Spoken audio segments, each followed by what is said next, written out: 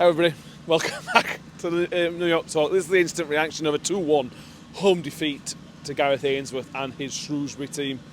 If you don't like grown men complaining about football, this episode is not going to be for you. If you're a Shrewsbury fan, this might be for you either, because we're going to give some Gareth Ainsworth a bit of stick. 2-1 defeat, mate.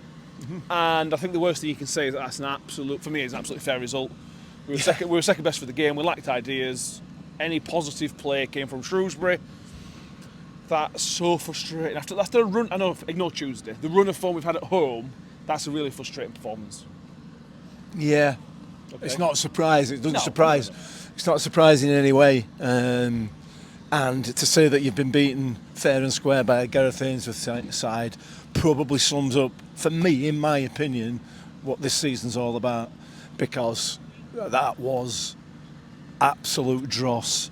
Again, we had no idea going forward. The only player that really looked interested and wanted to do something was Mpanzu.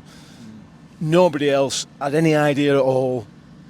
It's just horrible to watch, and it is almost as if Gareth Ainsworth's managing us, because the football from us is that bad. Well, we're not that organised to be a Gareth Ainsworth. Well, no, that is true. I'm sorry, it is depressing, and I know, I'm sure there'll be people out there accusing me of bashing Evans and bashing whatever. It's dross.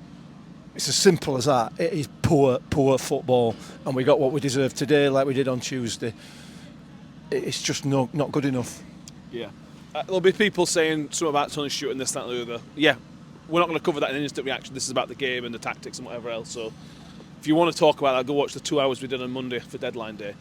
The first goal, Mick, came from a penalty appeal for us, which Hugel and Nombe ran away from the ball to claim for the penalty.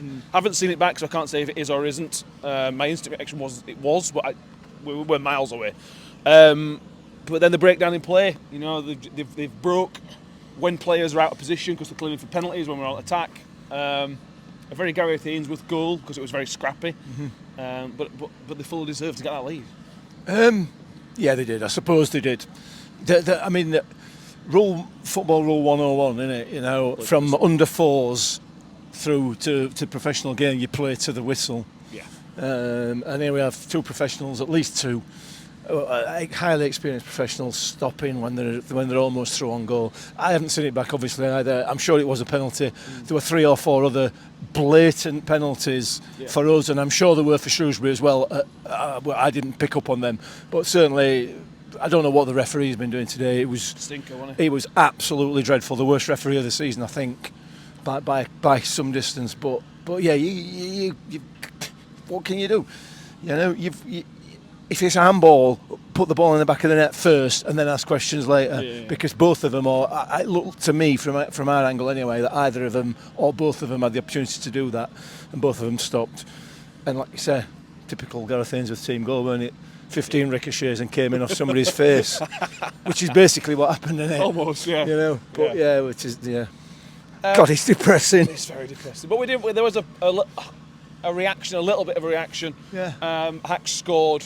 Hacks is one of the. I know we can talk about the second goal in a minute, but Hacks comes out with credit today for me. Yeah. It was a great cross with Powell's right foot. Yeah. He struggled with his left foot all afternoon. It's a great right-footed cross, and Hacks. He wasn't marked, but he weren't stopping him. Yeah, nobody was stopping that, were they? Great finish, great cross, like you say, with his wrong foot. Maybe he needs to try that a bit more because, like you say, his left foot this afternoon has been dreadful. But yeah, good goal. Really good goal, yeah. A 2 minute, a bit of 2 minute pressure. Yeah. A bit of intensity to the game. Get the ball out wide, get the ball in the box. We scored a goal. Let's not go into that because I'm fed up of talking about that. But there's a second goal to talk about. Yeah. This was the Hakeem Madofin dawdling. Was he fouled? For me, I think he's not. I don't think it was a foul, but he'd given them all game. All game. So then I don't have a problem with not giving it, but then you've got to not give it elsewhere as well, and that's the frustrating thing, that the lack of consistency from the referee has then caused the frustration from the players, really.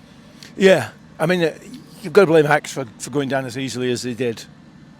because I don't think it was a foul. Right in front of us, he's kind of leaned into him and gone over. But 99 times out of the 100 times that happened this afternoon, he's given it, and for far less, except when it was in the area, and then he's not interested. He's not giving any in the area, and there were shirts off, there were players thrown about, and he's not giving any of them. Yeah. But he's given given fouls for a lot less than the one on a Dauphin, which put them through. Hack should have been stronger than that. He is stronger than that. He was hoping that the referee was going to give it him, and he didn't. So yeah, but ultimately, like you said, they deserved the win. Yeah, we'll go into a bit more detail about what's changed, because the formation's the same, personnel not that different from the games we were playing a few weeks ago. You know, missing Wilkes. Is Wilkes integral? Is he that important to the team that if he's not there, that's what we get? It kind of feels that way a little bit, but that's not for me. Well, but we're playing that. Yeah. Frustrating, really. I'll make sure we touch on the referee, so we'll save a bit more of a ref rant for tomorrow on the full podcast. Do you want to give a man of the match? We ask for you in the comments every week to give a man of the match. I know it's quite difficult today. Or is it easy today? I think it's pretty easy today for me. Well, yeah, I think it is. I think Mpanzu has been excellent today. He was the only one that was looking for the ball, the only one that was actually moving for the ball and showing for the ball. Well, Cam Humphreys was showing for the ball, but we just looked at him and looked away again. He wasn't being given it, and when he did get it, to be fair, he did lose it a few times. So I thought Mpanzu was excellent today, and the only one really that looked like he'd played football before. To be honest, that's not true. That's harsh. That's harsh, but yeah. Well, yeah, I agree. Mpanzu was probably my match, close to followed by Hacks. Hacks' mistake cost it. But yeah, we've got 2 more games this week before any injuries come back. And Evans said we've had a really good window and got everything we wanted from it except a striker. Today showed that I don't think we did. I think today is all the evidence you need. And we as fans have seen without think that's wrong. I think today showed that was wrong. We're back to normal. We're back to the way we were for the first 23 games of the season, whatever it was. We've lost any fight, we've lost any spirit, we've lost any togetherness. Ben pointed this out at the full time with the Shrewsbury team. They were all together. They went over to the fans together. And I'm sure that would happen had they lost. Whereas you watch us come off pitch, Evans can't wait to get down the tunnel. Players are all over the pitch. There's no togetherness, there's no spirit with this group at the minute. But it's nothing to do with manager. Don't be confused about that. That's all about the players, not the manager. Anyway, anything else? Yeah, just leave any comments you want, abusing me in comments. I don't mind, whatever. This is down to the management team, as far as I'm concerned, and we'll have this conversation on Sunday night. There's to pick from, to be fair.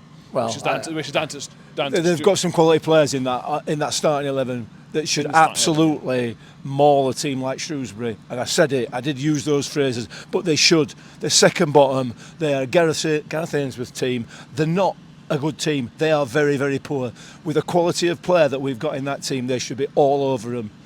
They should be all over them, and they're not. And they're not because of the way that they set up, the way that they trained, the way that they managed, in my view. Comments to disagree? I'm sure you do.